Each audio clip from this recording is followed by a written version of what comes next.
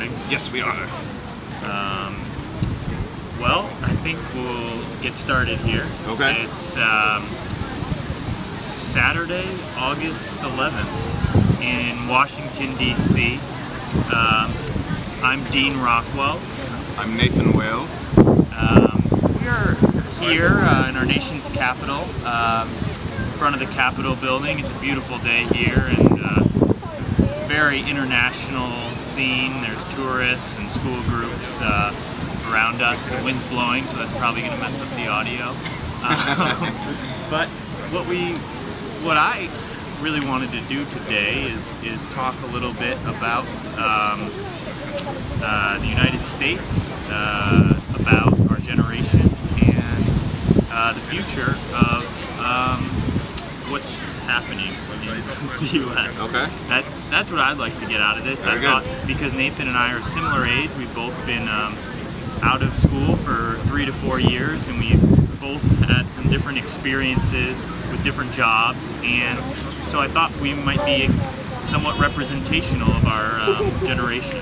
Okay. So maybe I'll get started with a question I could pose to you, and then we could go from there. Okay. My question to you is, if you were giving advice to someone who just graduated from college and they're not really able to find a job, as many young 21-year-olds are not able to do, what would you say?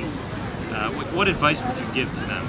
Okay, so there are a whole bunch of different issues that apply once somebody graduates from college. I'm not going to address how to make yourself happy. That's a whole different topic. Well, all I'm going to address is what his question was, which was, what should you do if you don't have a job?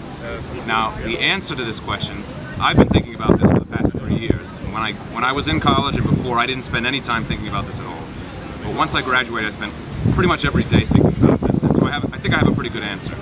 The answer is, you need to, well, it's kind of obvious, you need to be doing something of value for society.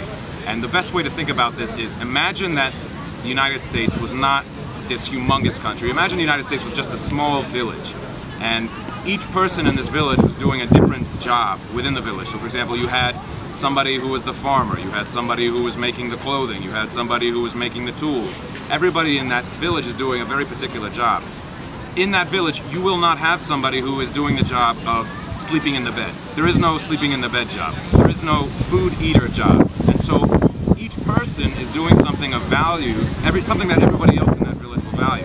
If you graduated with a degree in film, for example, film is a lot of fun, but you have to ask yourself, is everybody else in the society valuing that job? Or is it something that, as in the village, being the entertainer? In the village, will people want to trade their goods to be entertained? Maybe, or maybe not. It depends on how well everything is going. And so what you need to do is, if you're not able to find a job with the skills that you've already been trained with, you have to consider retraining yourself with skills that are actually going to be valued by other people. The big two that I've been talking a lot about are mathematics and programming. I think those two skills in particular are going to be especially useful, and if you can motivate yourself to study those things, you're going to do very well. How will specifically those be valuable, mathematics and programming? Very good. What's their relationship between each other? Very good question. The best answer I can give to this is, everybody has seen walking around, or most people have seen walking around, seeing these poor immigrants, the Ecuadorians, the Mexicans. Everybody understands that the reason that these immigrants are valued is that they can do a job that is valuable, they can build things, and they don't require a lot of money. They don't need to be paid a lot to do that job.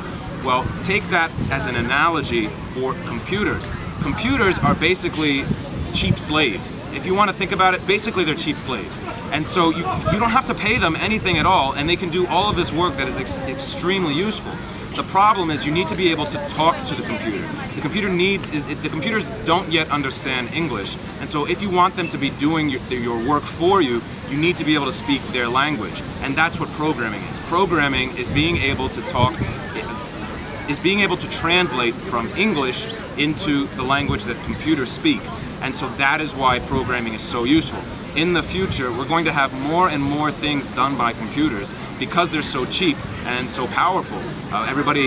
Hopefully you've heard about Watson, the computer that beat all of these contestants on Jeopardy. I think that's just the beginning. I think we're going to be having computers taking over the jobs of doctors, taking over the jobs of lawyers, doing all kinds of things that right now people don't associate computers with doing. What is your timeline for example, computers taking over the jobs of doctors? When do you see that happening? Very good. That's a very good question. I would say, to be conservative, I'd say over the course of our lifetime.